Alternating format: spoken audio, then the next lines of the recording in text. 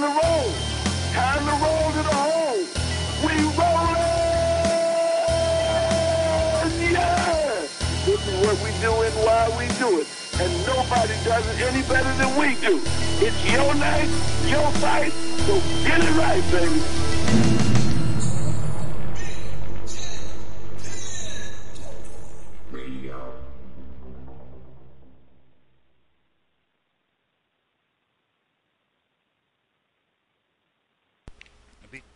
What is up, world? What's up, George? What's going on, man? We are live on the air, buddy. Yeah, it's been a while, huh? Been a while. Been like, what, 3 or 4 weeks? Victim of bad timing, man. And that's in fact, we stopped because of the Bellator, the UFC events that were happening on Wednesday nights, and now there's a event tonight and an event tomorrow night, and back to the hectic schedule, man. Yep, so we're temporarily putting the show on Fridays now, right? I think we pretty much committed to that. Yeah, I think that's what it's going to have to be, because now there's too many events.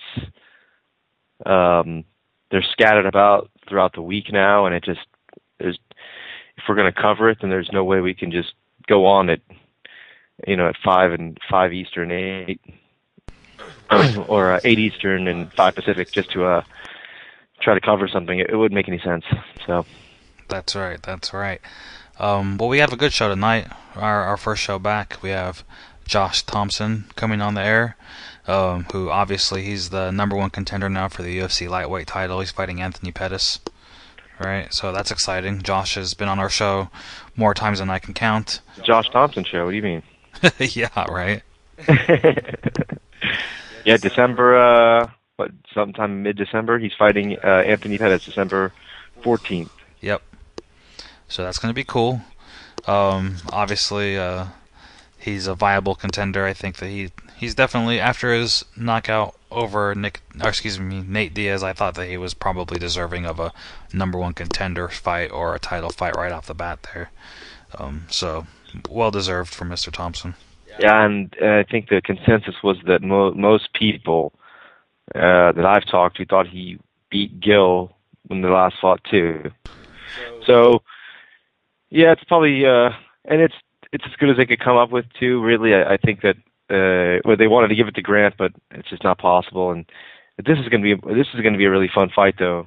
I mean, we were talking about it earlier at lunch, and this is actually it's actually a really interesting style matchup. The way they, we were kind of breaking it down a little bit earlier, like not as detailed, but the way the striking matches up, was. It's really interesting because Pettis has a unorthodox style in MMA, but as you brought up in our conversation, you brought up Javier Mendez's name, and he is a kickboxing world champion, and Pettis gets a lot of credit for his kickboxing coach and his training center, but you're right that Javier Mendez also does have the track record to do the same thing. That's right. So it's going to be a good fight. I think that anybody who counts out Josh in that fight is sadly mistaken. Not going to let my bias shine through here or anything, but I think that's going to be a very competitive fight. So definitely interested in that. Also on the show tonight we have BJ Penn. I don't know if anybody's heard of him, but I hear he's there was some I don't know. I heard something small came out like the other day, but I didn't really hear much about it, huh? Yeah. Just some small news. Yeah, this guy doesn't really do any interviews or anything, so I don't really know what he's about, but we'll figure it all out when he gets on the air. Yeah, exactly. Yeah, that big news broke, and that seems to be a lot of the talk now. BJ's coming back, going to be taking on Frankie Edgar, coaching Ultimate Fighter. Kind of brings the memories back of the first Ultimate Fighter. Yeah, a lot of memories back of the first time he was on the show coaching, of the first Frankie Edgar fight and the second Frankie Edgar fight. Have a lot of mixed emotions going into this thing, but one thing is for sure is BJ's definitely hungry to try to prove that he can beat Frankie Edgar, and I think that's all it's really going to take. His mind's in the right place, and we'll hear more about that later on as soon as he gets on the air with us. So it's definitely have a lot of questions for him. Like I said, he really doesn't do a lot of interviews. He hasn't spoken about anything. The only thing we've heard about this show and about this fight have come from Dana White and Frankie Edgar's mouth. Nothing has come out of BJ's mouth yet. So for the first time, he's going to address all these new things, coming back to the fight game, coaching the show. There's been Dana White said he's going to be fighting at featherweight, so that's a new weight division. A lot of cool stuff, a lot of interesting things we need to discuss. So that'll be happening soon. Yeah, it's a big weekend in general. You know, they've got we've also got to discuss the card. We'll kind of break down the card a little bit for this weekend. You know, a lot of people are talking about Jones and Gustafsson, how they're going to match up. Again, it's something we've talked about on and off a little bit, but it's interesting how it's being promoted. I guess it's the best way to promote a fight like that. And I guess legitimately, there's some people that have said John Jones wins fights because of reach, although it certainly has a lot to do with fighting skill and athleticism and training and things like that too. So it's probably a bit far-fetched to just say, hey, just get some long arms and you'll be a UFC champion. But, you know, I guess we're going to find out if that's actually the case. Yeah, it's a real interesting fight. John Jones has obviously been very dominant. Like you had touched on, a lot of his criticism comes by the way of his size, and that it's just an unfair advantage for him. So now that question's at least going to be answered tomorrow night. Is it John Jones' size that gives him so much success, or is he just really a superior athlete? I tend to think that his size has something to do with it, but I mean, there's a lot of big dudes out there with long, freaky arms, and they're not UFC champions. You know what I mean? I think it takes much more than just his size to be where he's at. I don't think we've seen anybody really test him.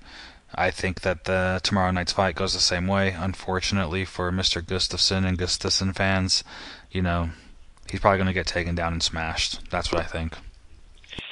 Yeah, I mean, we'll give the official prediction right towards the end of everything, but I got to favor Jones in this. There's just a lot more to him than just some long limbs. You know, he's freakishly athletic. He's a young fighter too, and he's got a lot of experience. You know, like I was just commenting on it a few minutes ago, but it didn't seem like that long ago that he was fighting Brandon Vera and only had 10 pro fights. But now he's got almost double the amount of fights, and it's against, you know, high caliber, high profile opponents. And that says a lot. That definitely says a lot. You know, he's responded well and he's done well in all those challenges. And, you know, it's possible Gustafsson could be flying under the radar, but, I just don't see it. I just think there's more to John Jones. And if there are some people out there that really believe that it's just simply reach that's winning him fights, then I guess more power to you if that's what you really think. But there's definitely more to it than that. If reach meant everything, then every tall guy in the division would be champion. You know, you got guys who are really tall for the weight class, guys like Pablo Garza. You know, there's really tall guys in every weight class at 145 pounds. There's guys who are like 6'3". George Roop, you know, he's a featherweight. But where do you? There's more to it than that. There's more to it than just being long. And I think with 19 or 20 fights now, I think Jones has kind of proved that there's a little bit more than that when it comes to his game. That's right. I think also outside of the main event, there's a couple other fights on this card tomorrow night that are very interesting, at least in my opinion. I'm really interested in the whatchamacallit, the Ricci versus Jury fight. That's on the prelims. But I like Miles Jury. I like what he's been putting together in the octagon as of late. And Ricci, he's a tri-star guy. Not to be biased or anything like that, but I like kind of seeing tri-star guys lose. You know what I mean? So Miles Jury is the guy. Miles Jury, he's on a streak. He's on a roll. He's beating some really good guys. The Michael Johnsons and the Ramsey Nijams and stuff like that. He's had some really good wins. So I'm really looking forward to that fight, seeing if he can notch another win over a tri-star guy. Yeah, that's a good fight. I've kind of seen some of Miles' training, and he's definitely kicked it up. The one fight that I'm really interested in is the Pat Healy Nurmagomedov fight.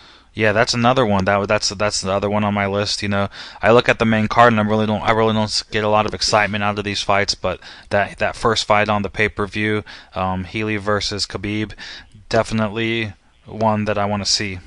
It's why I'll catch the fights on time tomorrow night. Yeah, that's an interesting fight. I'm kind of curious. I'm really curious as to how that's going to. It's like we've seen Khabib over and over and over again in the octagon, and if nothing else, he's been dominant as far as controlling guys on the ground. Like positionally, you just don't get an upper hand on him. He's really good at controlling position and getting the fight where he wants to go. But that kind of leads itself into Pat Healy's type of game, who does the same thing and smashes on guys and wears guys out in these dog fights. And I just think it's going to be an interesting style clash in the sense that both guys are going to try to implement a similar strategy, the way I see it. Yep. Pat Healy's a grinder. He's a really tough dude. He's a really big lightweight, too. I think at the weigh-ins today we saw he has quite a bit of size over Khabib, which could definitely play a factor. The one intangible, I guess, is that Healy's just coming off the suspension for marijuana. He hasn't been active for a while. So that may or may not play a factor. We never know, but it's always worth mentioning because ring rust is a real thing. So I'm told. And he's fighting a really tough dude. I mean, Khabib wants the title. He wants everybody to know that he wants the title. He always talks about the title shot. He's a hungry contender, training at a good camp like AKA. If he wipes the floor with Pat, I'll be surprised. But if he does, then yeah, he probably would be worthy of a shot at the title or a contender fight. Yeah.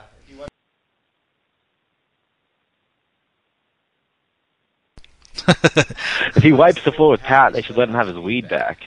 The way I see it, because he did a really good job. Apparently, it was a mistake, but man, he performed quite well. So if they're gonna pinpoint and point fingers at something, it's a bit. I don't know. I always found that suspension being a bit ridiculous. It's like it stole all of his thunder because people forgot about what he did. And then it literally shifted the attention to that. And I think that this is his real big chance to kind of bury that behind him and let everybody know that he's there to go after a belt instead. This is really kind of a fight that he needs to come back out and have a similar kind of performance to erase that. He does. The thing about Pat is this. Obviously he trains a lot with BJ Penn. For those who don't know, he's one of BJ's main training partners for the last several years. So we kind of have a kinship with Mr. Healy. But outside of that, he's had a real bad run. When he was with Strikeforce, he was the number one contender for like 18 months or 12 months or something like that, a year and a half. Gilbert Melendez was not enthused with fighting Pat Healy at all, and he kept pulling out. He kept pulling out of that fight, and Pat went very inactive for a long time. Finally, he made his UFC debut against the top contender in Jim Miller, smashed the dude, won 2 bonuses, right? Got popped for marijuana, lost his bonuses, lost his win bonus. He went from making like $150,000 for that fight to like $12,000 or something like that, or $20,000, and big time blow. Now he's been on the shelf again, suspended, and that's been the story of things. He's victim of a bad circumstance, and I guess in a sense you could say bad choices, I guess, if that's what you want to call it. But he definitely has had a tougher road, and that's why, again, it's funny I'm making light of it, but at this point, what else can you do?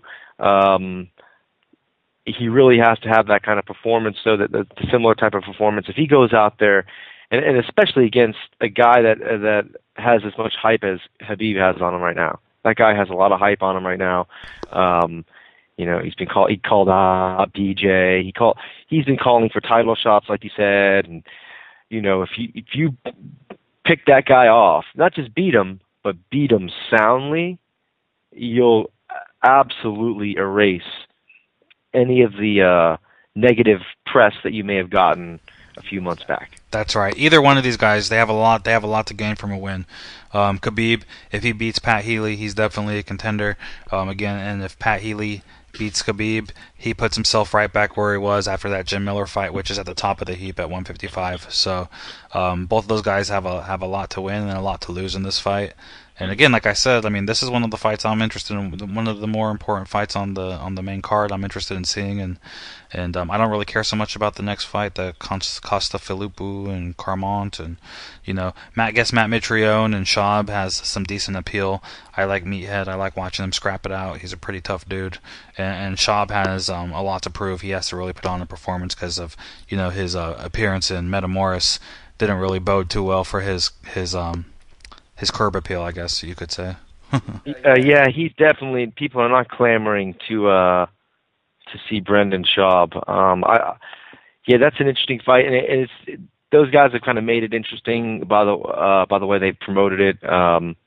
So they should probably get some credit for that. There's not a lot of star power on the card. This is just not one of those cards that has the huge star power other than Jones, and they put Jones on I think on cards like this because he can carry the whole card. His name can carry an entire card. They do it with George St. Pierre. He also can carry cards. Anderson Silva, and so. But there are some interesting fights, and we touched on a couple. The other one I'm kind of interested to see how it's going to turn out because he's had a lot of wins in a row is the Filipu fight, and that's simply because he switched camps. And I'm kind of curious. You took a winning formula and you're changing it, and I'm just curious as to how that's going to pan out for him. Yeah, that's true. I mean, he's got like a pretty good winning formula over there with Sarah Longo. I mean, you had the champ Weidman over there who's just coming off of probably one of the biggest upset wins in mixed martial arts history. I mean, it's got to be up there with one of the bigger upset wins. Definitely was shocking, and they have to be riding a pretty big high over there over in New York. So I'm thinking, why would you switch that?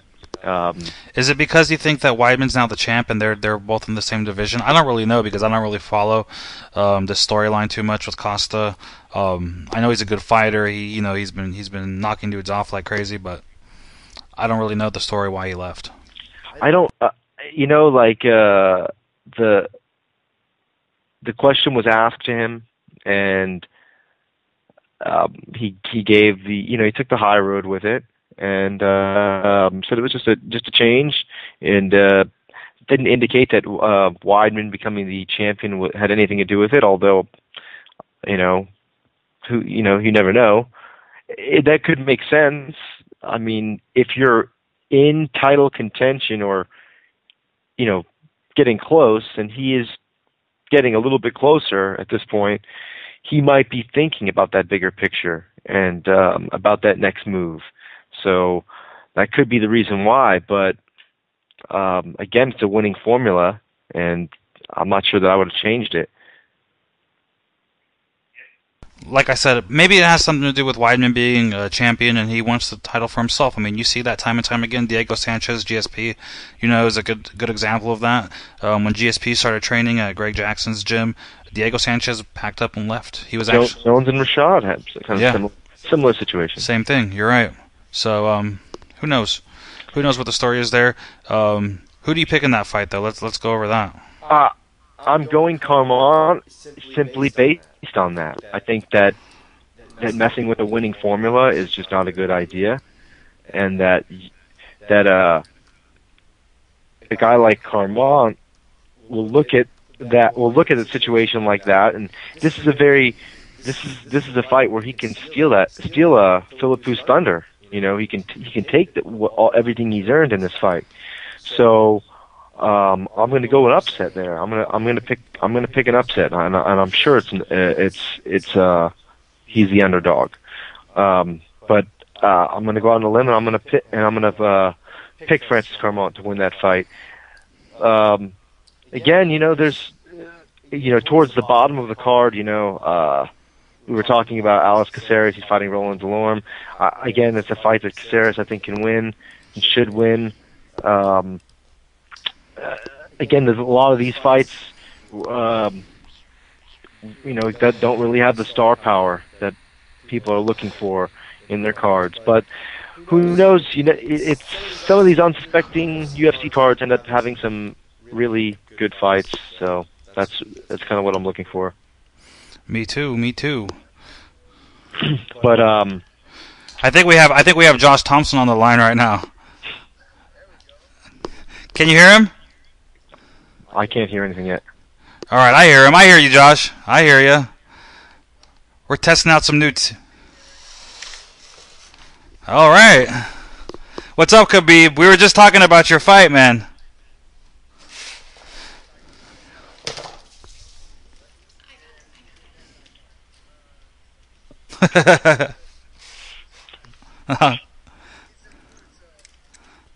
That's tight. That's tight.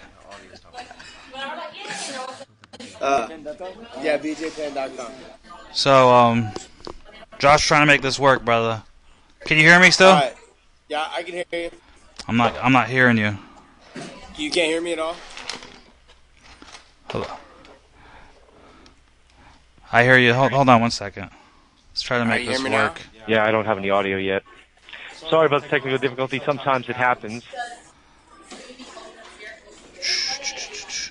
Yeah, it's not picking them up, man. You put a little bit of weight on, bro. This ain't working for us, Josh. It's not working? It's not working, man. I can hear you, but I can't get you on the broadcast. For some reason, my broadcaster's not picking it up. And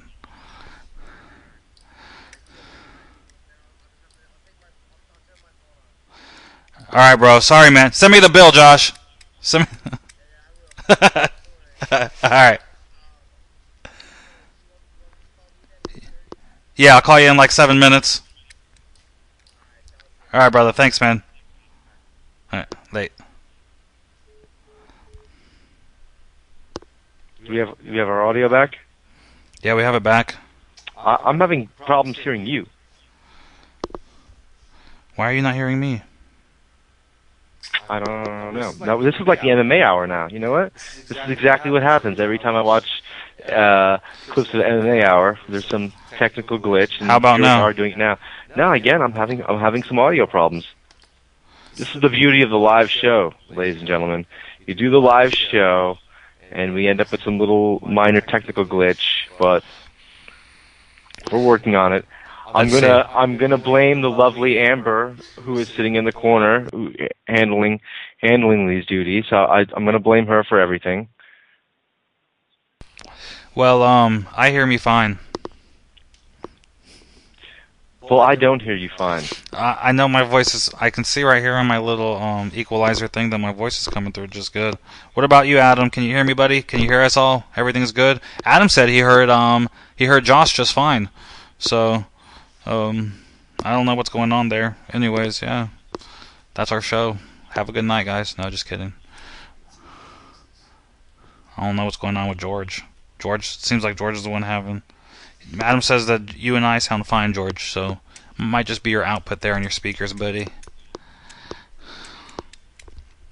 Anyways, guys, so we're going to get Josh on in about 5 minutes. He's in Toronto, Canada, to corner Khabib Nurmagomedov, right, against Pat Healy. He's his AKA stablemate, and outside of that, Josh is obviously fighting for the UFC lightweight title. I just had him on FaceTime. I was trying to use this weird, crazy plug on FaceTime, and to get him on, it didn't work. So whatever. Now we're stuck with some dead airspace and some technical problems. We're not stuck with dead airspace because I can hear you again. All right, and I just heard from Mr. BJ Penn, who said he just sent me a text message from the air saying he's landing in Hawaii in 15 minutes. Although we're not ready for him. Yeah, that's the deal. Yeah. Well, we fixed the technical issue, and that's really the only thing that matters at this point. But yeah, we'll get Josh back on the line, and we've got BJ coming up also. Again, man, these are big fights. These are definitely big fights for both guys. Josh specifically because we just had him on. And I know we talked about it earlier a little bit, but I'm really, really pumped for that fight. I think that Josh could come in there flying under the radar again, especially with Pettis coming off such a huge win, a stoppage of Ben Henderson, who people thought you couldn't even submit the guy, and he goes right in there, goes to the ground where people thought he was going to be at a huge disadvantage, and comes in there and submits the guy. And Josh has, he's gonna be flying under the radar definitely, because Pettis has a lot of hype around him right now, and this is a good chance for him to come in there again and kind of steal that, not only just steal that thunder, but really rain on the parade. Yeah, I mean, dude, I've always been a real big fan of Josh. It's probably why we have him on the radio show so much. You know, him and I have had quite a few years of friendship now at this point, and so again, my bias will always show when we talk about Mr. Thomson. I think he's a great fighter, but I think that more so than just me being biased for a buddy of mine, I think he's proven it in his on his resume. Like you said, like you touched on earlier, his fight against Gilbert Melendez, his last fight with Melendez, who many people think Melendez beat Benson Henderson. Many people think Melendez should be the UFC lightweight champion of the world right now, and we're speaking hypotheticals and what ifs and who could and who couldn't. But Thomson, I thought he won the fight against Melendez. I know the majority of the world thought he won his last fight against Melendez, and he's right there, dude. He's right on the cusp. You know what I mean? Always on the cusp of greatness. He finally gets his shot for a UFC title, which eluded him in his first stint with the promotion. So. I mean, I'm a fan. Everybody should be a fan. My girl doesn't really like the guy that much, but outside of that, in this house, we like him. Yeah, you brought it up just now, and that's actually, I was actually curious on it, but they've got the Gilbert Melendez and Diego Sanchez fight also on the cusp. It's also coming up. And what do you think the direction is of that fight? Because I'm not really sure what was, was that really the fight to make for Gil, or what do you? Well, here's the thing. Diego Sanchez is a household name, right? Everybody knows who Sanchez is. He's been in the UFC for a long time. He used to fight at lightweight, and he's only lost one fight in his entire career in that division, and that was to BJ Penn. So, I mean, he worked his way through the ranks in the UFC 155 division, all the way up into a title shot, lost at the bid for the title, but he didn't get stopped until the 5th round. I mean, I'm not saying that he put on any type of really good performance against BJ, because BJ decisively beat him, but he lasted 5 rounds with BJ Penn in a UFC title fight. That was his only loss at 155 pounds in his entire career, and I think that they're looking at either for one or for Diego to kind of regain some of that momentum in a new division, because he is such a household name and kind of a brand, or B, build the star of Gilbert Melendez, and I think that it's a good fight. I think they're very similar in style, with Gilbert being a little bit more coordinated. Diego's more of like a bull, and he comes forward and he's a real tough, kind of gritty dude, but he doesn't really have a lot of finesse, and I think that's where Gilbert Melendez has the edge. He's just a little bit more graceful, stylistic fighter. I never thought that Diego looked as good at 155. I thought that he fought with more ferocity at 170 pounds. I've always been really confused about, what his real ideal weight is, because when he fought at welterweight, he was like, "Oh, I'm big, I'm strong, blah, blah, blah, blah." And then he goes down to 55, and he's like, "This is my real weight class." He goes back, he loses to BJ. He comes back, then he wants to go back to 170 pounds, and he says, "No, I was cutting too much weight to get to 55." And now he does his run. He has a run at 170, and then we go back to 55 again, and we're back at 55 at a weight class. He said, that he had said, "Well, I'm cutting too much weight. I'm all sucked out." So I never really understood or could get a firm grasp on what he really felt was his ideal weight class. I believe that when he came off Ultimate Fighter originally in 2006, that he was a middleweight. He was.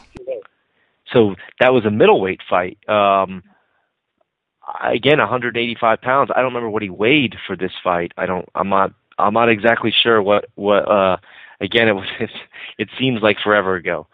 But I've always just been a little bit confused about that, and I don't know whether 155 is the best weight for him. I'm not sure any person that walks around at 190 pounds is best suited to fight at 155. I'm not sure. I've seen him talk about him being 190 pounds before. I think Gilbert is going to be very, very used to. He's used to dealing with that cut always. He's been doing it forever. It's an interesting style matchup as far as the fighting styles are concerned, but I was just curious about where they were going with the fight itself, because Gilbert is a guy that most people thought beat Ben Henderson. They figured him as being an uncrowned champion, and Diego, I think that a lot of people think some of those wins are a little bit questionable, and I just thought that for the weight class itself, that maybe 100 and that for the weight class itself, that it was an interesting fight, and that I wasn't really sure what the direction they were going with it. So I guess we'll see what happens, because the weight lightweight is kind of messed up right now with the way things have unfolded. And you got TJ Grant, who knows when he's going to get a title shot.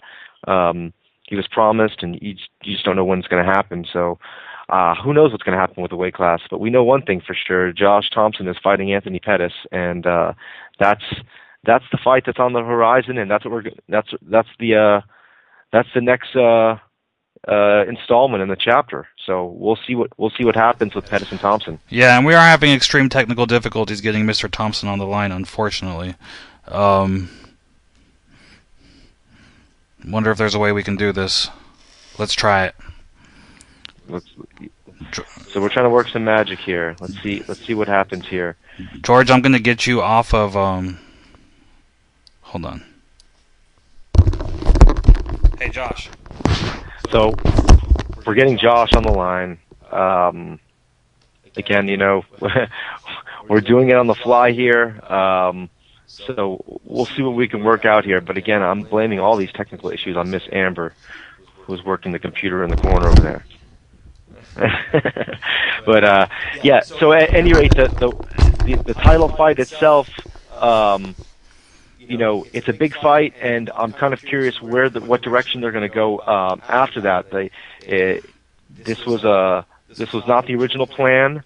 It is definitely what I think is likely going to be a more entertaining fight, given that both guys, their styles, Just come over here, George.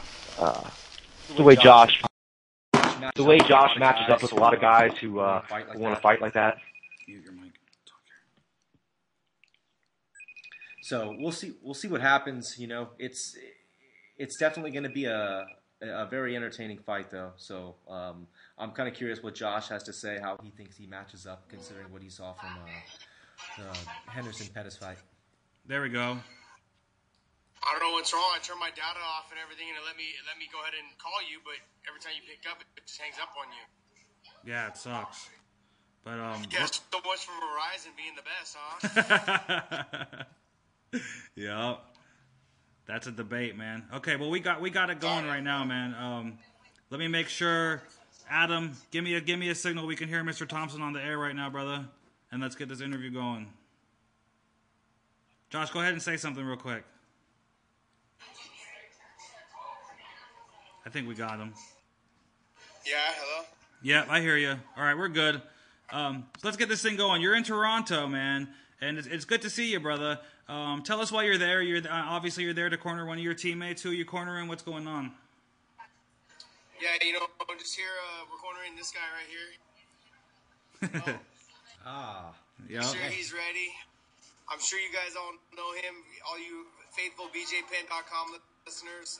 He's fighting Pat Healy this weekend, and Pat's trained plenty of times with with BJ and stuff. So I'm sure you guys all know who Pat Healy is. And He's been out at AKA his whole camp and out here helping us, helping me train and me helping him train. So we're just trying to make each other better. That's all, And he's here tomorrow night to get the job done. Okay, right on. And you the main reason why we wanted you on today, man, is to try to catch you about this whole new announcement that you're fighting for the UFC title. It's something that I think you deserved after your last fight anyways, but it's kind of been a couple circumstances that led you to now you're getting a title fight in December. Talk us through that, man. What was it like getting the phone call that you're actually fighting for the belt? Oh, I thought you guys called to talk to me about like hopscotch and things like that. All right. No, man, it feels good. It feels good to know that I'm next in line for the title shot. Just gotta stay healthy and get the fight, And for me, I think if I get to the fight, I think it's gonna be 100%, win for me. I just gotta get there. That's the biggest thing. I train so hard, I push so hard, and all I gotta do is just get to the fight, and that to me right there is means that my chances of winning the fight are a lot better. Yep. What did you think about his last performance? We didn't get to see much, but by him I mean Anthony Pettis. He pretty much went out there and handled Ben Henderson. How do you avoid that fight that he kind of dragged Ben into? I think Ben put a lot of pressure on himself to get the fight to the ground. I'm not going to do that. I'm gonna keep it standing as much as possible, and I'm gonna make sure I mix it up. I'm gonna threaten the takedown. He needs to be worried about it. He should be concerned. I've had an opportunity to train with him before, and he has a good idea of that I'm pretty good on the ground. I'm no slouch. So, I think there's, as far as on the feet, yeah, sure, he's talented. I think he's good. He does crazy stuff. Just got to watch out for the crazy stuff. Other than that, he's a kickboxer. I've trained with a lot of good kickboxers. And I'm not too concerned about it, to be honest. It's another fight. It's a big scale fight, but to me, it's just another fight. Do you think that stylistically that he's a better matchup for you than, like, say, if you were to have gotten the shot against Ben Henderson or somebody like that?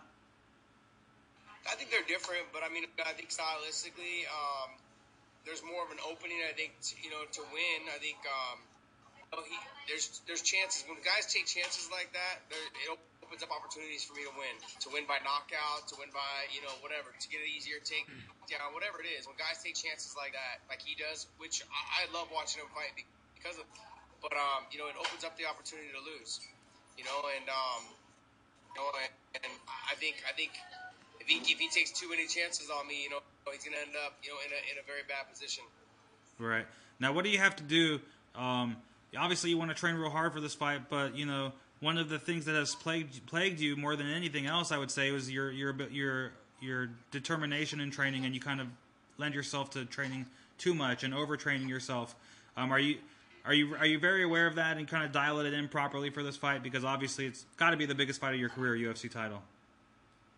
Yeah, I think anyone would be foolish to say it's not the biggest fight of their career. You're fighting in the biggest promotion in the world, on the for the biggest belt in the world, and just kind of feels good. Other than that, I'm really just gonna dial back my training a little, and I'll pick it up in certain areas where I feel like I need to, and just make sure that I stay healthy. The main thing is to make sure that I'm in the best shape of my life. I got to make sure that that I'm out there and I have great cardio and I'm in great shape, because honestly, it's going to be a tough fight to finish. He's no slouch.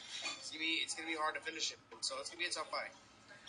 So Josh, a lot has been made of Anthony's striking style, and we didn't get to see a lot of it in the Ben Henderson fight. We saw a couple of kicks, and then Ben kind of wanted to clinch and get the fight to the ground, and we saw what happened from there.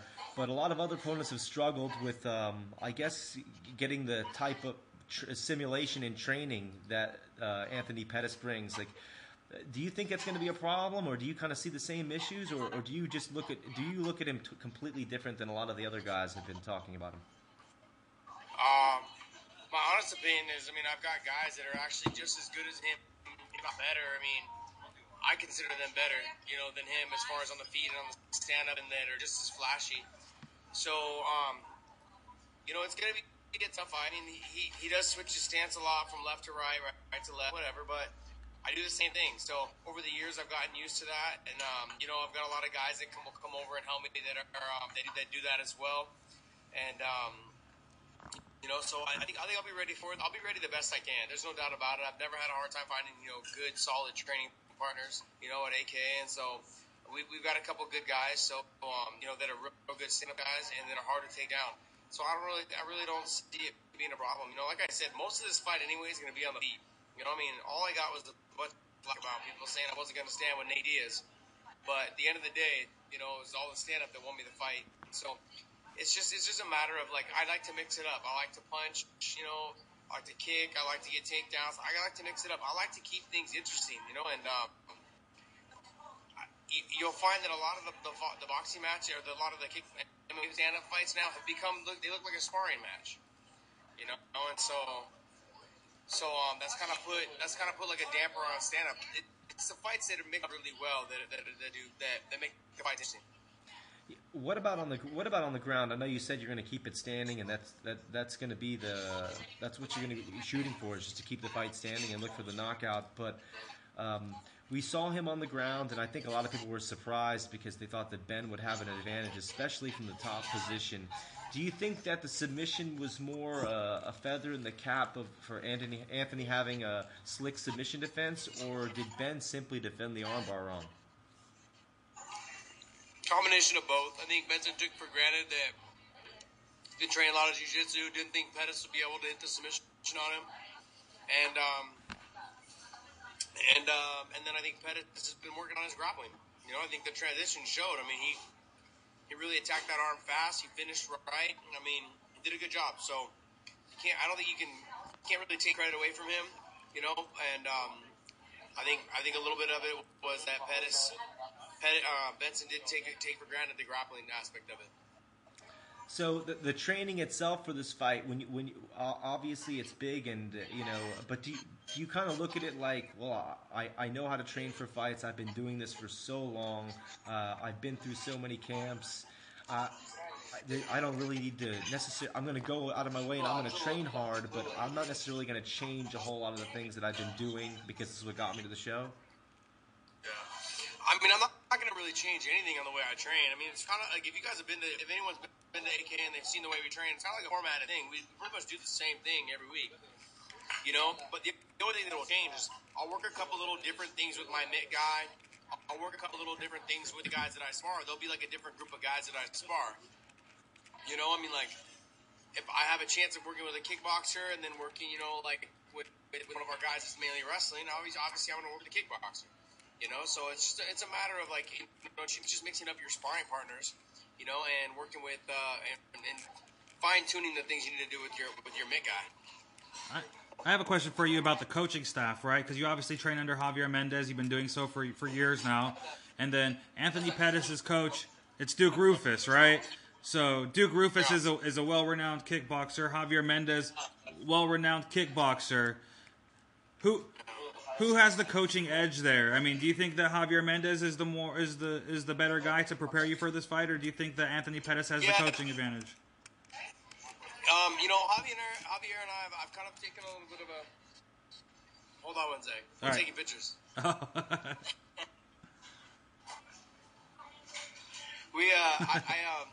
Thank you. I actually. My last camp for the Nate Diaz fight, I actually used Derek Ewan, who used to live in Milwaukee and train with Duke Rufus, and kind of knows a lot of his teaching styles. We've got a lot of great amateur kickboxers out of our gym that are phenomenal. One of them is Gabe Carrasco. He's fought over in Thailand. He's fought here in the States. He's one of the top amateur kickboxers. Now he's making his venture into MMA. I think he's 4-0 already. I think you'll probably see him in the UFC here pretty soon. But these kids, they're phenomenal, man. We've got AKA's got one of the best amateur kickboxing. And people say, oh, they're amateur. And I said, yeah, but the reason why they stay amateur so long is because they can't get fight specialists. There's no good fight specialty. They can't stay busy enough.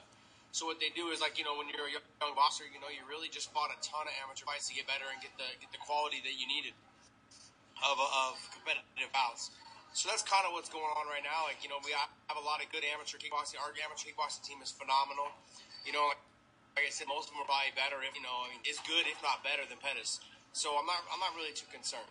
Okay, now let's talk about what he does right, and by him I mean Anthony Pettis. What does he do right in the cage that you've seen that you have to avoid so you can become the champ, man? Because I know this is the goal, Yeah, I just need to let him go ahead and do his thing. You know, honestly, he's gonna do whatever. He's gonna be he's the same guy. You know, he's gonna stay. He's gonna try and keep it on the feet. You know, and I'm gonna keep it on the feet as much as possible. And I'm gonna mix it up though. That's the only thing that's different. Like, I'm not gonna put the pressure on myself that I feel Benson did to go out there and press him to the fence and take him down and do all those things. I consider myself one of the most well-rounded fighters in the sport, and to do that, you have to be able to take it anywhere. I got to be able to kickbox with him. I got to be able to clinch with him. I got to be able to take him down. I got to be able to do everything, you know, and out-wrestle him, out-grapple him, all those things. You know, I got to be able to do it all. And I consider myself one of the most well-rounded guys in the sport.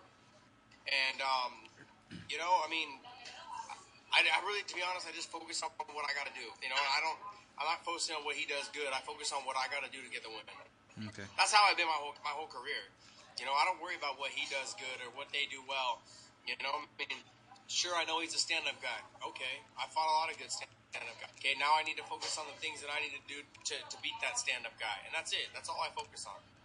Okay. Is it real validating for you? You know, coming from Strikeforce, I remember the Strikeforce days. You know, you and Gil were at the top of the heap there. Now you're in the UFC. Gil had his shot. Now you're getting your shot. I mean, you guys, all the talk back from Strikeforce, it's all come to fruition. You guys get to prove it. You know, how good does that feel?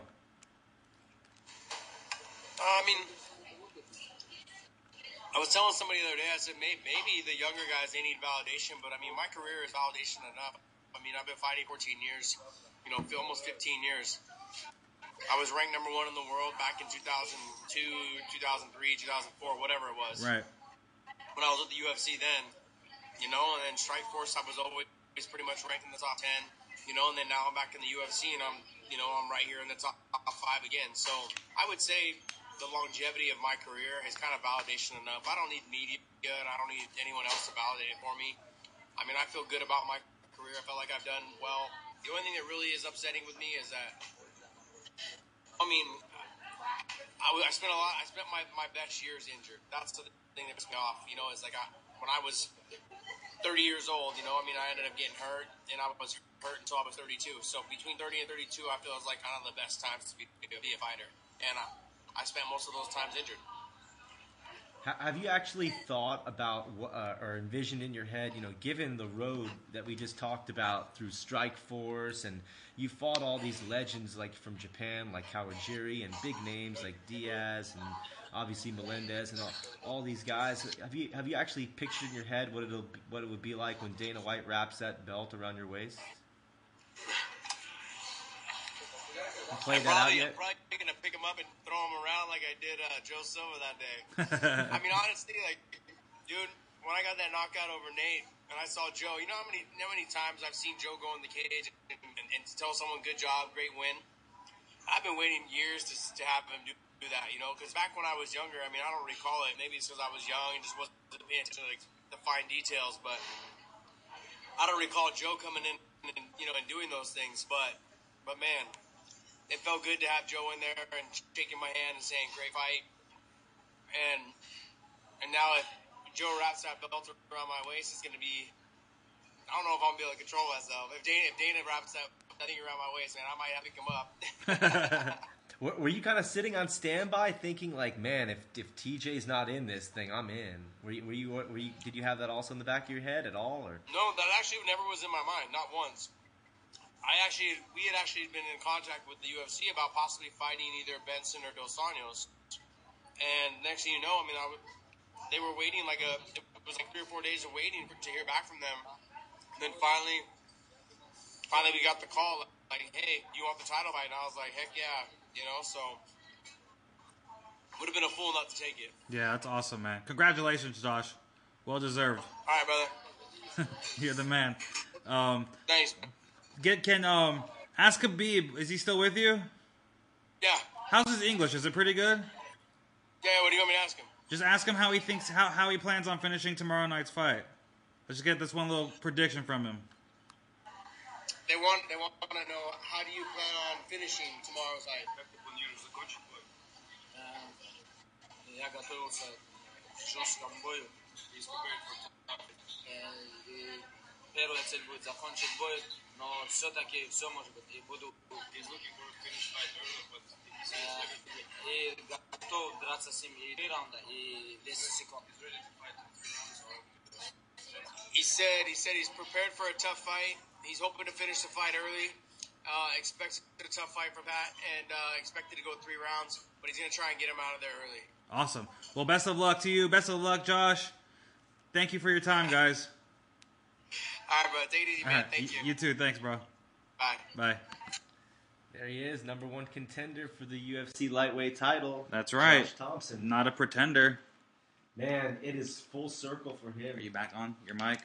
That should be back on. Well, it's full circle for him at this point.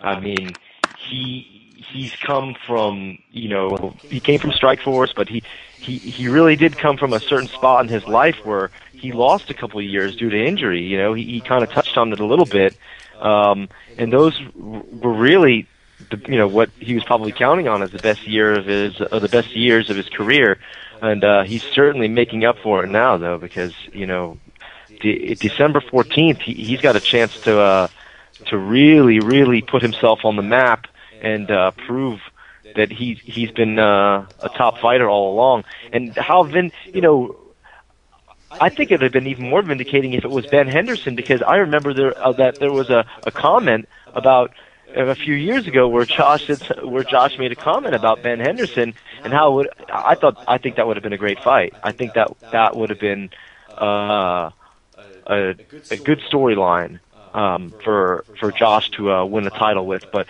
either way, it's going to be great. It's going to be good to see him get this shot and to get an opportunity to kind of make history. Yeah, it's really cool. I'm excited for him. He's a good dude. He's obviously in Toronto, and we had some technical issues getting him on the line, but we ended up getting him. I used a plugin with FaceTime on my Mac, right? Mm-hmm. And we had to kill our mics, and we had to go with an internal mic just to get that interview done. So sorry if there was any sound quality issues, but that was the best we could do. And also a nice surprise from Khabib, right? Yeah, absolutely. That's good. Again, we were talking about that fight. It's going to be an interesting fight. He's obviously prepared for 3 rounds of war, apparently, or a 3-round grueling fight. Yeah, I mean, he has to be prepared for that. For Pat, I mean, the guy's fighting Pat Healy. That's what Healy's known for, So. Yeah, that's going to be one of those. That's going to be one of those knockdown, drag-out wars. Now, if let's just say if he beats Pat Healy, that would almost put him into contention. Let's say Josh wins that belt. We didn't ask him about it because it's definitely far off in the future, and it's the closest it could probably be 2 or 3 fights away. But those teammates could possibly be asked to fight each other. I'm kind of curious as to, I don't really expect that from guys at AKA. I think it's a very close-knit group and a tight team, but it's always really interesting when 2 guys from the same camp get closer to get pretty close to the belt, especially in the same weight class. Yeah, I mean, they have a couple guys too. They have Gray Maynard over there as well. Obviously Gray's had his shots at the title and he fell short, but he's fighting Nate Diaz next. A couple wins and he could be in that picture too. I mean, it's a pretty good camp, I guess. They're more, AKA's marquee division used to be welterweight, right? In the Josh Koscheck and John Fitch days. And now it seems like their marquee division, where that camp is excelling at most, is now lightweight, right? They're breeding lightweight talent out there like crazy. So apparently they feed a lot of good stuff to lightweights and heavyweights. Yeah, but they breed them good. They got a lot of good heavyweights there, and they got a lot of good lightweights there. And you know what? And I'm sure they have a lot of good in between too. I'm sure, but. They've definitely done a good job over there. I mean, obviously, people, Gray Maynard, a lot of these guys came from good, reputable gyms with excellent sparring partners and good training partners, and they left those areas to go train specifically at AKA, and AKA really is a hell of a facility, the proof is in the pudding there. I think if you were to look at the American Kickboxing Academy UFC win-loss record, I think it's probably pretty stellar. Yeah, It is, for sure. Certain teams have that. Certain teams have like a certain bit of consistency to them, and AKA is certainly one of them. They've homegrown fighters. You know, guys like Josh Koscheck, they were wrestlers when they got there. Guys like John Fitch were wrestlers when they got there. Cain Velasquez, who's the UFC heavyweight champion, was a wrestler. When BJ Penn was just a jiu-jitsu player.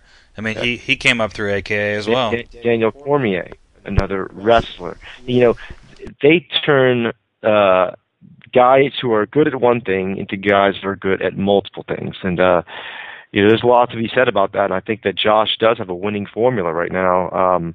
So we'll see what happens. You know, it's going to be definitely an interesting time for the lightweight division, and an interesting Christmas. It's going to be a Merry Christmas for Josh Thomson if he wins that belt, huh? I mean, yeah. I hope he does, man. I really do, you know. Like I said, I like Josh. He's over there in Toronto eating sushi with Khabib Nurmagomedov and FaceTiming us for the fans out there, you know, trying to get his word in about his title fight. I really appreciate that. And a lot of guys wouldn't do that for us, so obviously I hope he wins. It'd be a great Christmas present for all of us. Yeah, Josh is a good guy. I believe it's Nurmagomedov. If you actually like try to break up the last name, it's a tough one though. For sure. What is it? A lot of people have murdered that name, huh? Yeah, I know. I murder it. Yeah, it's Nurmagomedov. Nurmagomedov. Yeah. Nurmagomedov. Yeah. Nurmanimis. I've butchered that name probably like half a dozen times. Nurmagomedov. I'm just kidding. It's whatever. I call him Khabib. It's easier. Just make it easy, right? Yeah. But yeah, he you know, again, 20-0, another AKA fighter. So he wants that gold too. And you know, he hasn't made it any, you know, he's definitely made it well known that he wants the belt, and you know, he wants to go after it. So we'll see what happens, you know. Right about now, I think we are getting the man whose name is on this radio show. I think we're getting BJ on the line in a few minutes, and we're going to move on to the guy who I feel is the greatest lightweight in the UFC's history. And now he's going back to coach another season of Ultimate Fighter. It's going to be a great season. I mean, if anybody who saw the first Ultimate Fighter season should know. Yep. Stop the press, Mr. Matthews. Sorry to interrupt you, buddy. Go ahead. You know why I'm interrupting? I got Mr. BJ Penn on the line right now. Go ahead. BJ, what's up? What's going on, guys? Thanks for having me on BJPenn.com. I know Thank you very much. How's everything going? Everything's going good. You're obviously a busy man today, right? Been in the air most of the day? Yeah, we've been in the air. We just got back from New York, doing some more Wounded Warriors charity work and stuff. And, you know, it was a busy trip. And glad I'm back home. Okay. Tell us about that before we get into like all the new news and everything like that. I understand it was a charity event. You were in New York doing seminars. What was that whole experience like for you? Yeah. So it got put together that some very gracious gentlemen made a nice contribution to the military, to our armed service, for all that they do, and what they paid for was to grapple with me and Brian Stan, and Brian had to head back because he's going to have a God bless him, he's having a baby either today or tomorrow, so he had to leave early. But I got to spend the rest of the day with the donators and enjoyed ourselves and had some great dinner, some great Italian food over there in New York, and just really had a good time. Okay, great. Is there any other things that you have to do, like any other obligations before you start filming The Ultimate Fighter? That's obviously a huge announcement. Let's go ahead and get into that. You start filming when? Next month, right? It's got to be in October? Yeah, next week I do have to head up to the Mr. Olympia with Matt Hughes. Me and Matt Hughes are doing a promotion up there. And then we're going to go sit down with Dana White and Lorenzo and talk story and make sure we put everything together. Okay. Now, explain to the fans, BJ, the thought process behind taking this fight. Obviously, the Ultimate Fighter is a big opportunity, and getting a win, getting some of those losses back over Frankie Edgar is something I know you're motivated to do.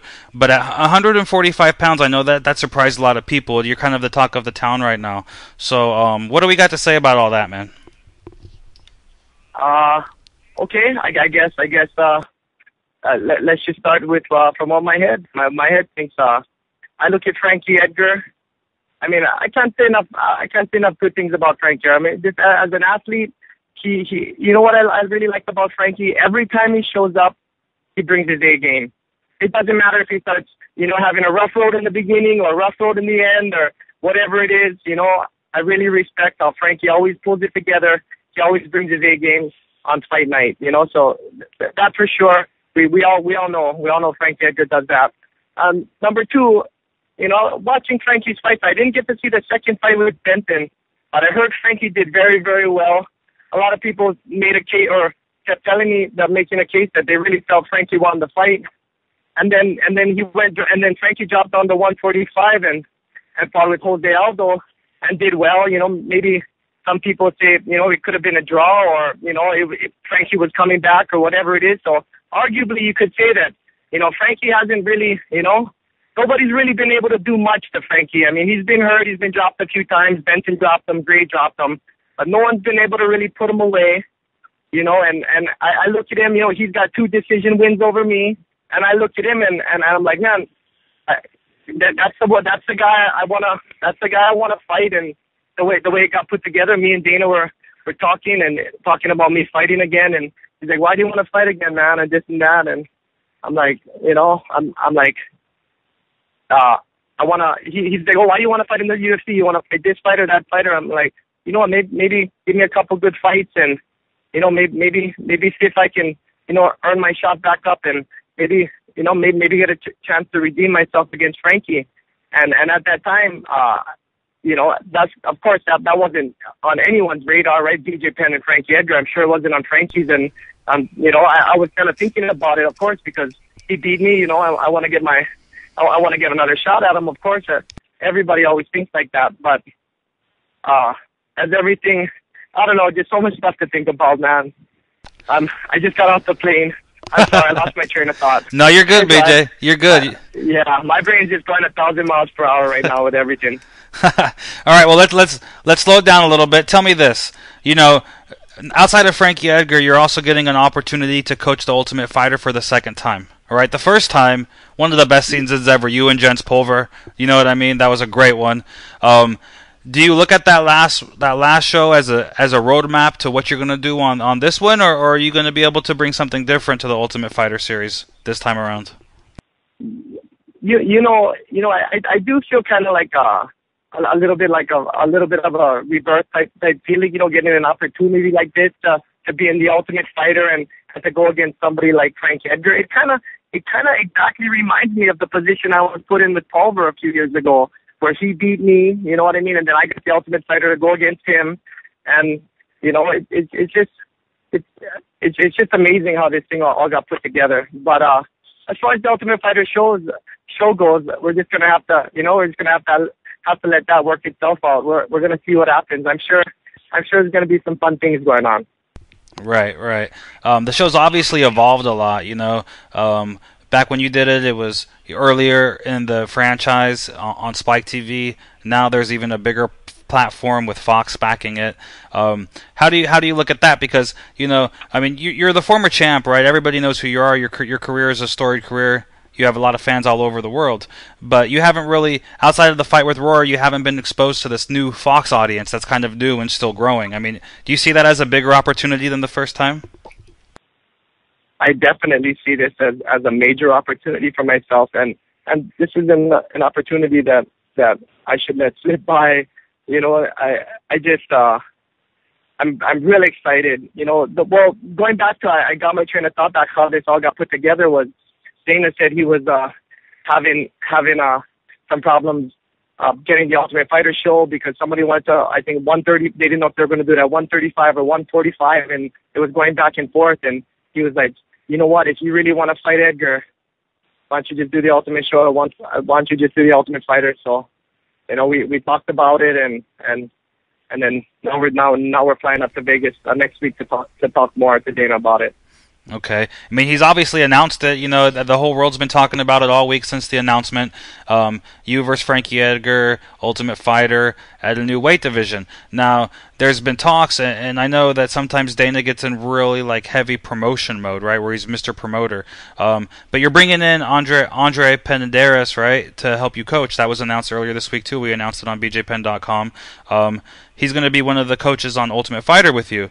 That he also said that he was going to bring you down to Rio and train for the fight. Is that something that's actually going to happen? Is that can you confirm that or not really at this point? Yes, that will happen. So you're going to go down to Novo União in Brazil and train for the fight. Yes, we are. We're going to go to Novo União in Brazil, and like I said, we're not trying to let this slip away. And I'm sure Frankie isn't either. So Frankie knows that, you know, if BJ really wants to, if BJ really wants to, you know, revenge his loss and this and that, this is BJ's chance. So I know Frankie's coming. You know, I really do wish this fight was at 155 pounds. Nothing to do with the weight, but it's just, you know, I really feel that Frankie really hasn't lost yet. You know, and he's right up there, and I feel like everybody says I'm supposed to be the greatest at lightweight. Frankie beat me twice. Frankie never really lost yet. You know, Pettis is the new champ. We got all these new guys coming. Well, if me and Frankie are the old guys, well, maybe who walks out of that ring is going to be one of the best lightweights of all time. We're going to find out. That's right. So, is that something you're going to try to do, BJ, or can you even really talk about that? Are you going to try to revisit this and do it at 155, or are you committed to doing 145? You know, at the end of the day, whatever makes the UFC comfortable, you know, it might be a good thing for me. 145 might be the best thing that ever happened to BJ Penn. Right. So we'll see.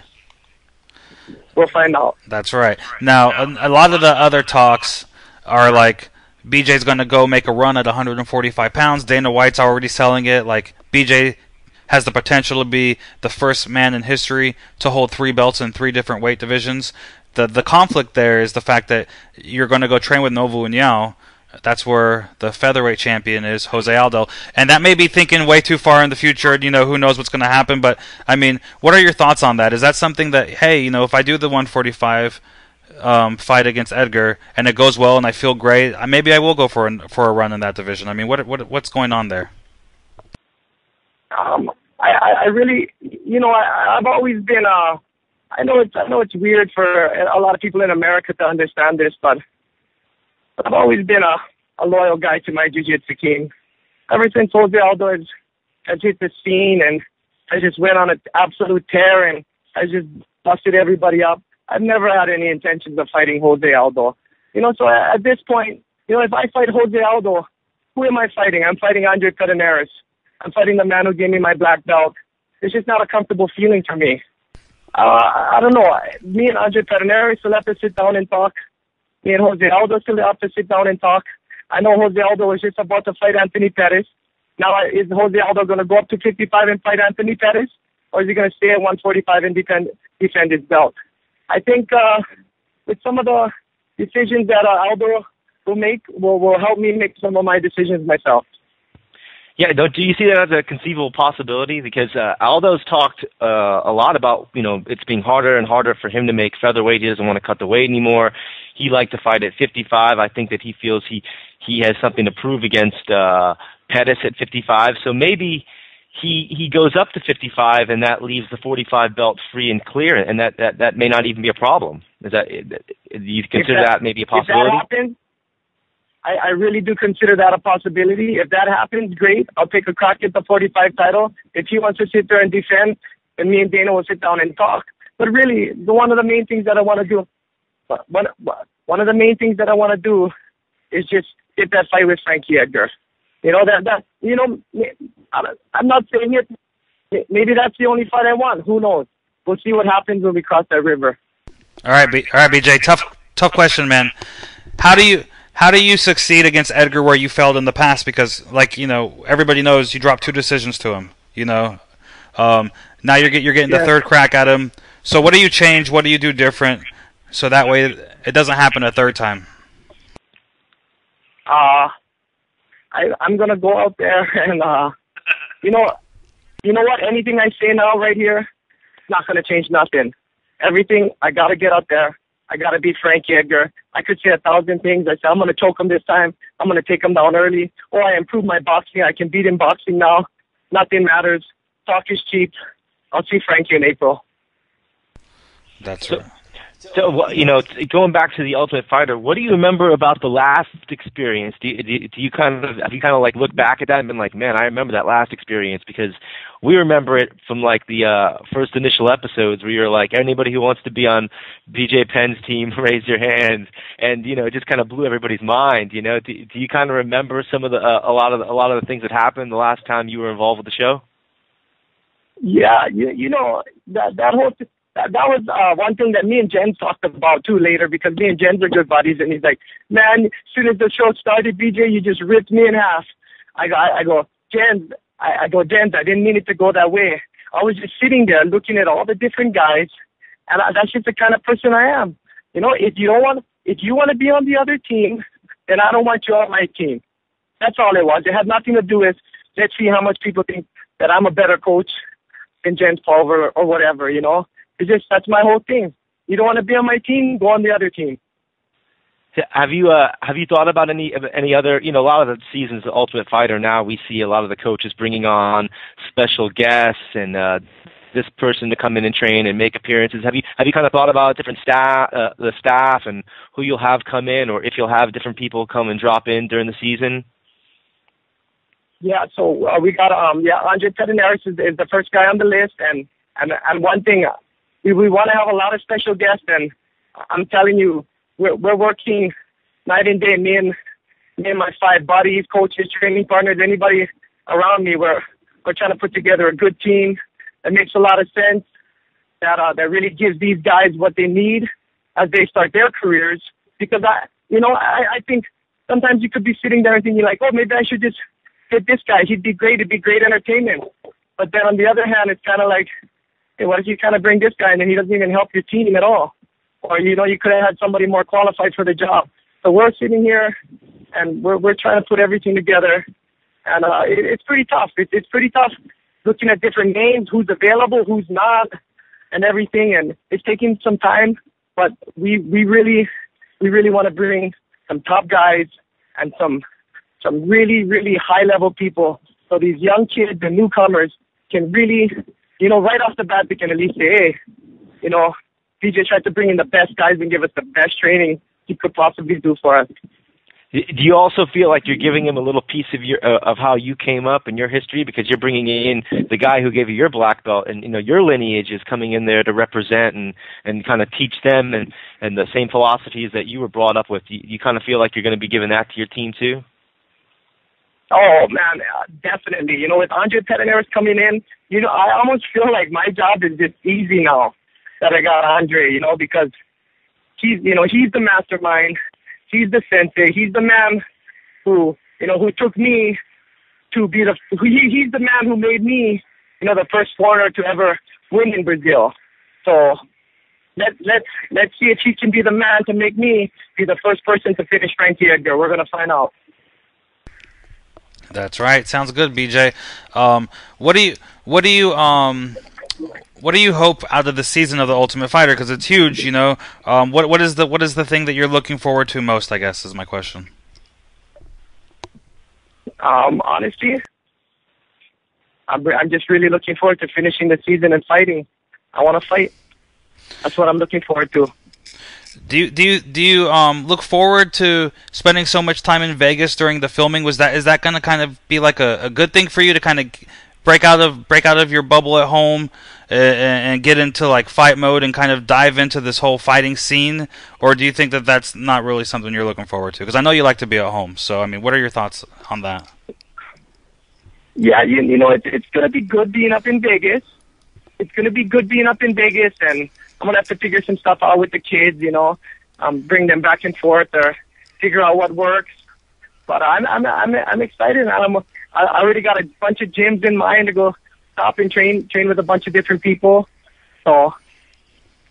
Okay. Sounds good.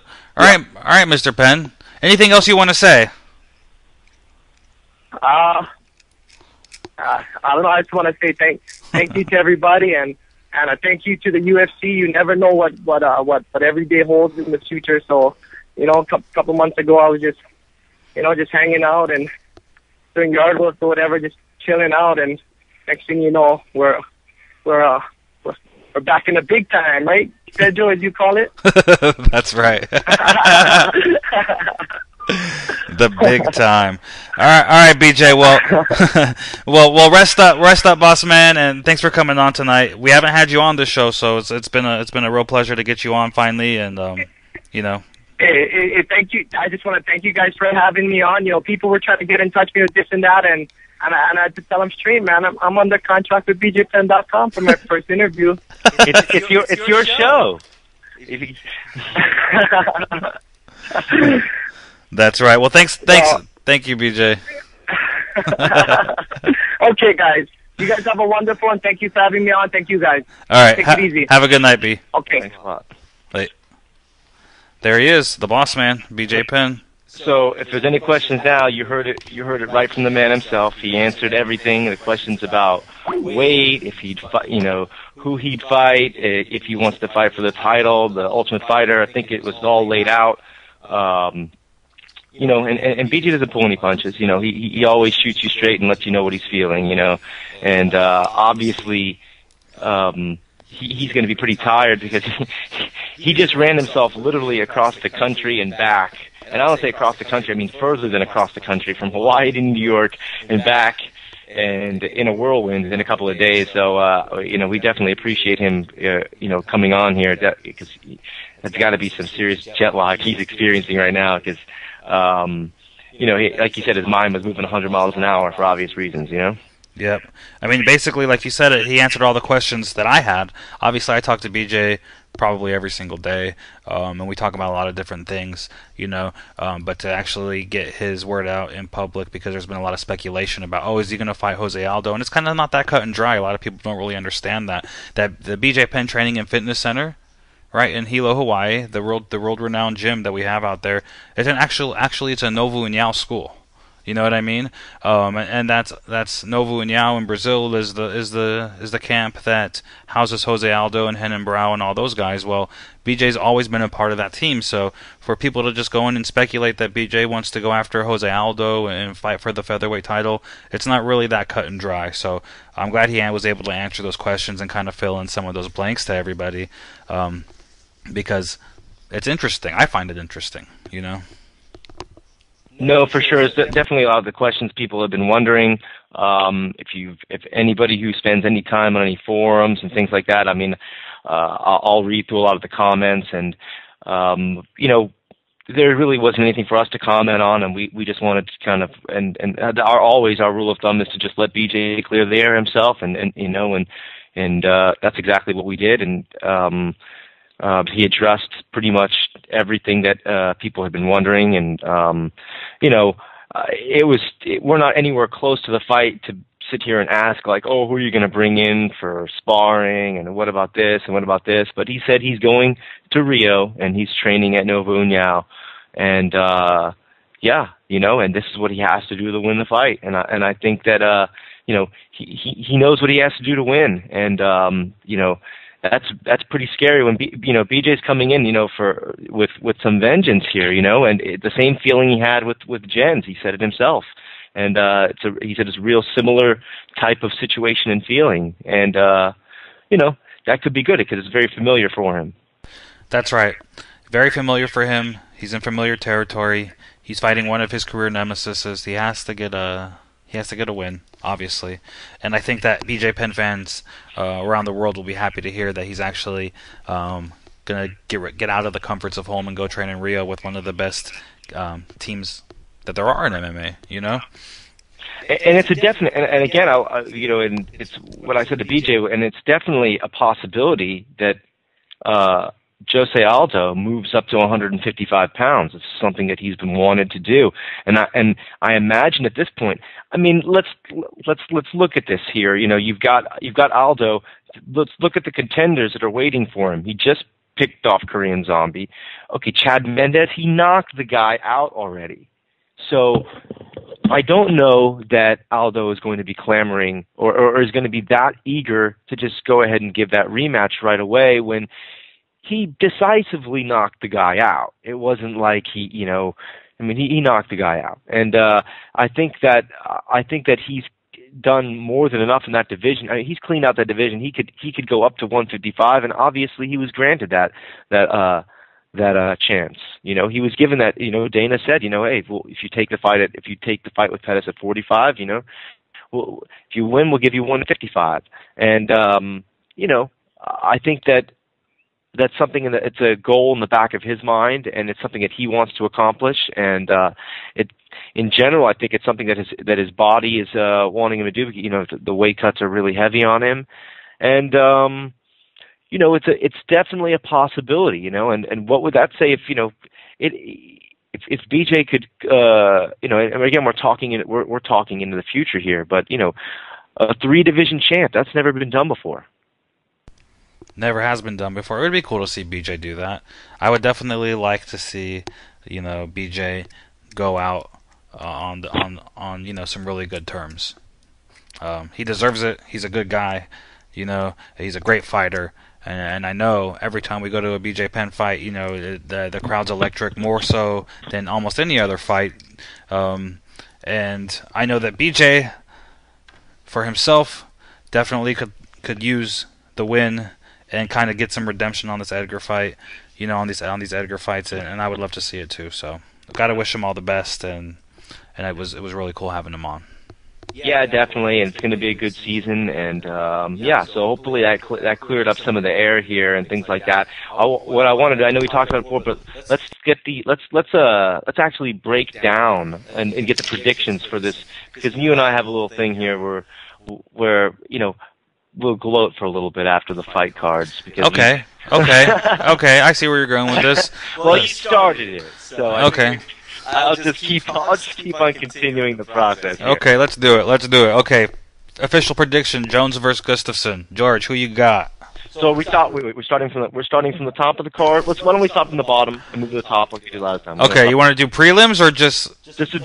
We'll do main card. Let's do marquee matchups. Are there any marquee matchups on the prelims?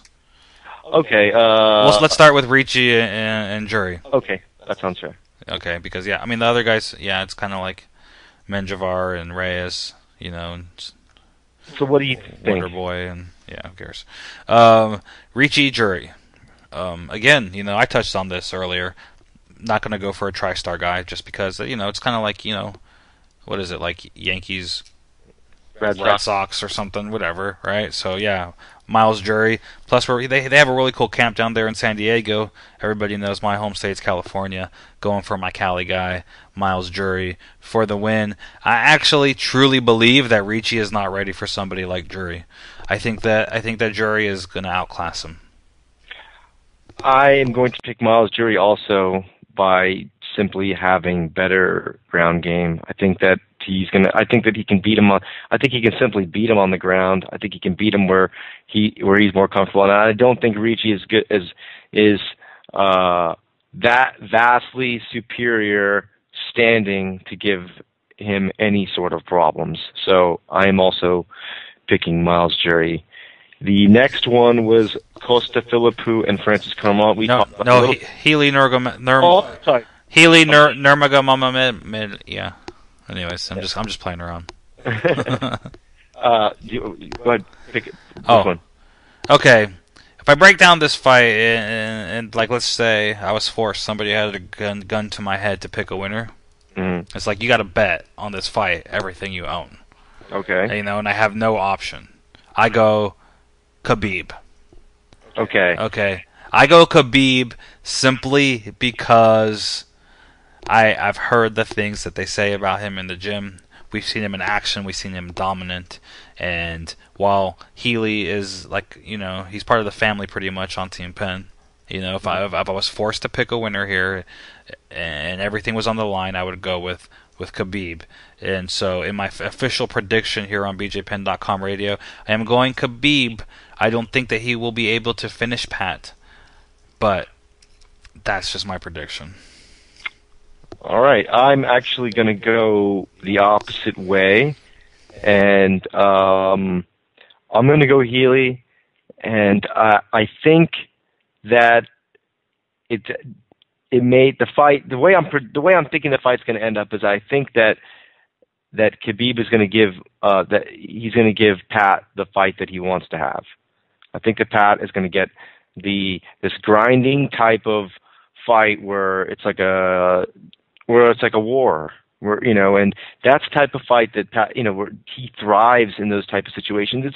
It's very similar in a sense to like Matt Brown in a way. I mean, not with the wrestling base, but he wants to put you through that meat grind, you know, a battle of attrition to see who's going to quit first. And Jim Miller felt that pressure and caved. And I don't know, we'll see, but I'm gonna go Pat.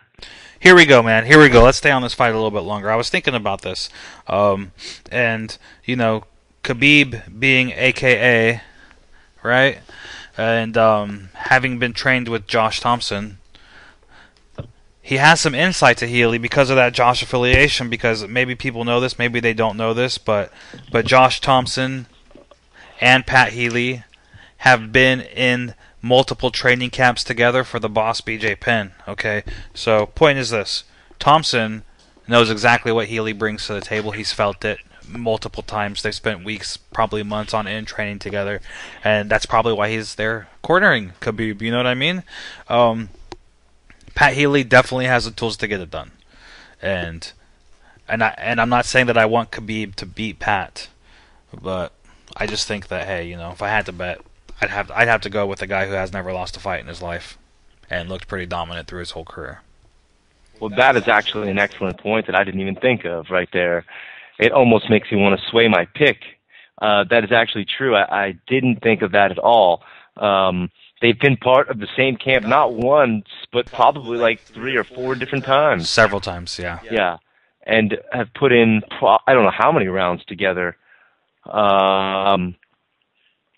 Yeah, that does make a good point. I think with that said, now I want to actually sway my pick. I didn't really think of it. That's actually a really, really important little tidbit right there.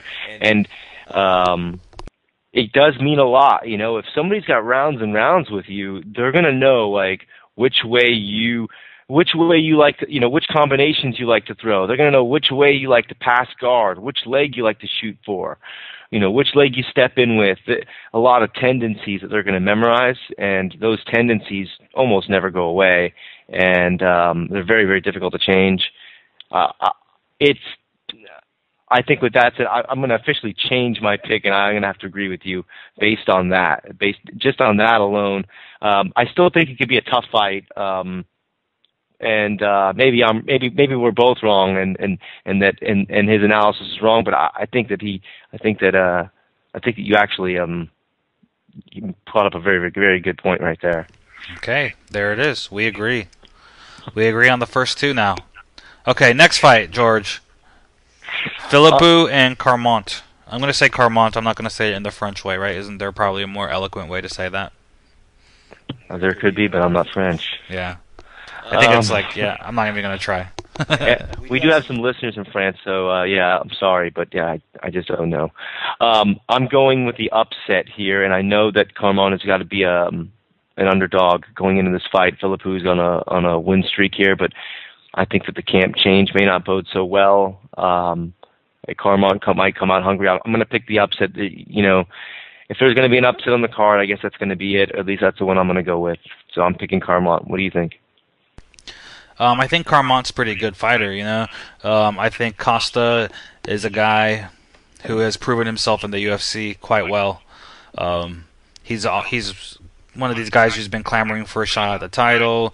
You know, he wants to fight Michael Bisping. He wants to do all these things. So it's an interesting matchup. I'm not a fan of either one. I guess if I was forced gunpoint, everything on the line, I'd go Carmont too. So. Okay, so we're three. So this is not going to be good if we agree on every fight here. Okay. So we're gonna have some discrepancies here, so one of us can brag when this is all said and done. Oh, yeah. So hopefully the next one we will absolutely vehemently disagree on. Yeah, that's Mitrione and Schaub. Well, as much as I hate to pick again, I'm embarrassed for Brendan Schaub, and I don't care what Royce Gracie told him. I don't care what he told him. That I thought that looked ridiculous. I'm embarrassed for that performance that he had at Metamoris. I think most people are remembering that these days than anything he's ever done in mixed martial arts, which does not. Again, that's not good. But with that said, I think that he can take the safe way and win the fight a safe way. I think that he can hold Mitrione down and make a boring affair of it. And it may not be entertaining. It could be nothing too. It could be a lay and pray fest the whole time, no finish. But I'm going to pick the jiu-jitsu phenom, Brendan Schaub. Okay, well now we have our first variance because I picked Meathead. Okay, well there we go. Yep, I think Matt Mitrione is the better athlete. I think that he possesses more fluid footwork, speed, probably power. Agreed, and a better chin. And I don't know that Schaub will actually be able to take him down. He's going to have to be expecting that. He's probably been training it. I don't think Schaub is like some master takedown artist. I mean, who did he kind of grind down? He grinded down LeVar Johnson, yeah. But I mean, that's okay. That's no proof. No, that's no proof. No. That obviously is not the yardstick for that. I agree, but at the same token, I've never been I've never been blown away by Mitrione's takedown defense. I think that a lot of the matchups have been stylistically favorable for a lot of these guys. The one question mark is Schaub's chin. I don't know whether that's going to hold up. I really don't know. Mitrione does hit hard. He could clip him. I fully expect that Brendan Schaub knows that, though. And whenever there's a fight where it's like, oh, this guy needs to land, this guy could land the big shot, this guy could land the big shot, it just never happens. And so, with that said, I'm going to go. I'm still going to have to pick Schaub. I know you're going Meathead, so we'll see who comes true on this one. I don't know if the fans are going to win on this one. Hopefully they do. Oh yeah, I don't know. It's kind of an interesting placement on the card. They're third from the top. I guess America and the fans worldwide probably recognize those two guys from The Ultimate Fighter. Plus, Matt Mitrione does a lot of media and he does it very well. The man also bought me an In-N-Out double cheeseburger one time when we were in Vegas, so I appreciated that. He didn't really know about animal style, but I'll forgive him. He did hook me up with a cheeseburger one time, so all class, Mr. Mitrione.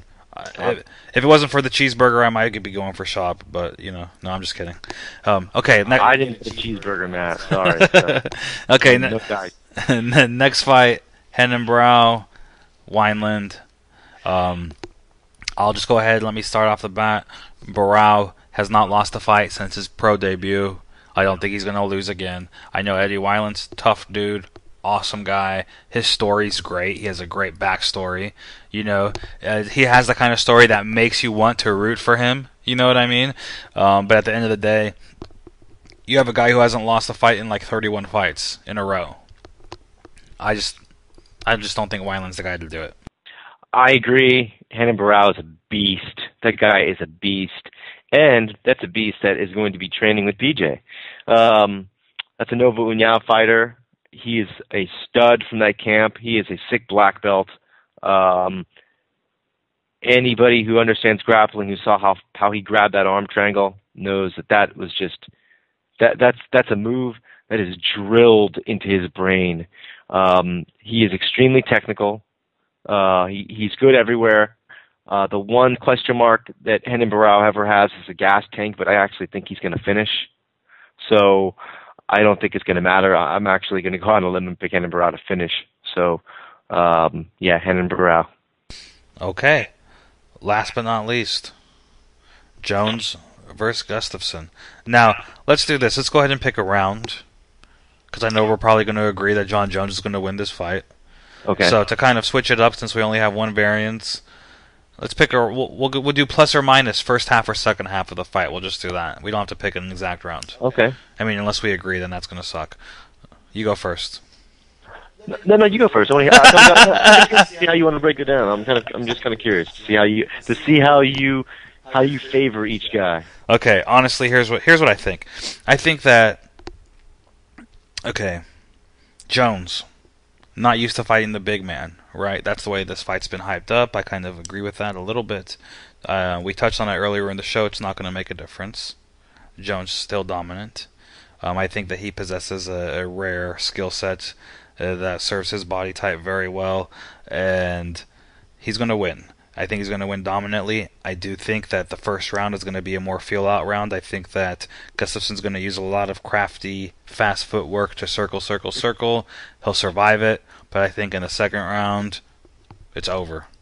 I see Jones taking him down, putting a hurting on him, and the ref either stopping it, Gustafson tapping to something, or getting, TKO'd, KO'd on the ground or something. Second round stoppage, though, for Jones. All right. Again, we both agree that Jones is going to win the fight. I guess so we're figuring out when we think he's going to stop the fight. I actually think that Gustafson's going to survive a lot longer than that, and it might go to the fourth, even the fifth round. Jones, Vitor was there with him till 4 rounds. There were, what I was just looking at now when we were talking about, I looked over, I was just kind of glancing over at the last fight, mostly Jones's title fights, and you can see yourself that the only fight he finished in the first round was that middleweight Chael P. Sonnen. The rest of the fights, with Vitor, Rashad Evans went 5 rounds. Machida, he got a quick finish with Machida, who's also a middleweight now, by the way. And Quentin Jackson also, 4 rounds with Quentin Jackson. I just don't think that Gustafson's going to go away that easy. The ground and pound on the ground, he is tall, but you can nullify a lot of that by being tall yourself on the ground, because when you sit up, you're not going to have to deal with so much distance. I don't know. Anything can happen. It's MMA, but I think that we're going to go to the 4th round. Somewhere in the 4th round. Okay, so there we go. You're picking the latter half of the fight, and I'm picking the first half of the fight. I think it's going to happen. So by latter half, we're talking second half of the third and up. Yeah. Now, I will tell you this. If Gustafson can keep it on the feet and not get taken down, right? Do you think he can do that? I don't think he can. I don't think so. I think Jones take him down at will. Yes. Right? But if he can. Yes. Let's say this guy, we know he's been working on his wrestling. He's been working with Phil Davis ever since he lost to Phil Davis. He's been working on those things. Let's say that all that work pays off and boom, can't get taken down. Then the fight becomes very interesting. Would you agree? Very. Because Gustafson is very capable on his feet. He is. The only thing I will say is this, is that, and we talked about it extensively in the beginning of the show, but I just think that there's more to John Jones than just being long-limbed. He's got an interesting style and a lot of experience now, and I don't know. There's just a lot of intangibles. You were talking about it earlier. Jones is, he's young, and we're going to see. We'll see how he responds. He's getting a lot of attention now. He's got big sponsors. Nike and Gatorade. The guy's got sneakers, and he's got all sorts of stuff going on right now. He's got a brother in the NFL. The guy has got a lot on his plate, and when that happens, especially to guys who are young, and he hasn't had that fight. He's got a blemish on his record, but it's not because he did anything wrong in the fight. He hasn't had that. The only time he's really been put in any sort of peril in a fight was when Vitor had that armbar. And other than that, we haven't seen him have to go through a little bit of attrition and battle. So at some point that may happen. So we're going to see. like the one thing I can say about the guys who have been in similar situations with these streaks who just looked invincible, like Fedor, is that, and even Anderson, is that the one thing that those guys have is that, and even St. Pierre at this point, they have been put in situations where they were nearly finished in the fight and come back and won. Okay, Condit almost got GSP. Fedor, I don't know how many times that guy was on the brink of almost being finished. He comes back and strangles or armbars the guy. You know, Anderson, 4 rounds of getting punched in the face by Chael, comes back. He wins the fight. That is really, like, to me, that's how I know when I know you arrived is when you've pulled out that battle, you know, and it's going to happen at some point, you know, whether Gustafsson is the guy to do that. I mean, it would make it interesting if he could avoid the takedown. I think that Jones still has an advantage on the feet. Gustafsson, I think this is his first 5-rounder. Oh no, it's not his first 5-rounder. But has he gone 5 yet, or? I don't know, man. It's a good question. I'm just actually just going to reference that really quickly, but so he has not, and again, that does play into Jones' favor. Right. It's a big. Again, it's a big fight. You know, like Jones has been in these big fights with these big names. This is just, you know. Anyway, we're not really arguing that Jones is going to win the fight here. We think, we both agree he's going to win. We're just kind of picking out how devastating a fashion he's going to make it happen in. Yeah. So, but yeah. So I Jones second half of the fight. You got Jones in the first half of the fight. You know, we'll see what happens. You know, tomorrow night. That's all we can do. Wait till tomorrow. And again, if anybody missed the announcement on the beginning of the show, we have moved BJPenn.com radio to Friday nights, 5 p.m. Pacific, 8 p.m. Eastern, until further notice because of the UFC's stacked Wednesday night schedule. They kind of took our time slot. We don't want to compete with Fight Night 32s and Fight Night 87s and all these crazy things and the Ultimate Fighter and all this stuff going on Wednesdays on Fox Sports 1. So we moved it to Friday. Should be a good time slot for us. And we're back, so yeah. Great. We're back a couple weeks, took off, but we'll be back on a regular schedule now. That's it, everybody. Thanks for listening. Yeah, George, you have anything you want to say? Nah, man, just good to be back, and yeah, thanks to Josh and thanks to BJ for coming on. You know, it was a big show, and it was the first time we were able to get BJ on this new platform. You know, this is our platform now, and like you know, we kind of redid it, and we've had all these new guests on and so many high profile names, but we wanted it. We you know, we always know we can call BJ, but we want to. There's no point, and he said it before. There's nothing unless there's something to talk about. What's the point in talking? You know, let's talk when there's something to talk about. I'm glad that he can clear the air himself because he doesn't need us or anybody to speak for him. So again, thank you to him and thank you to Josh. That's right. Thanks, guys, and thanks to Vapor Labs at Irvine. Adam, give our boys a shout out over there, please. Good night, George. Good night, man. Good night, world. Good night, BJPenn.com.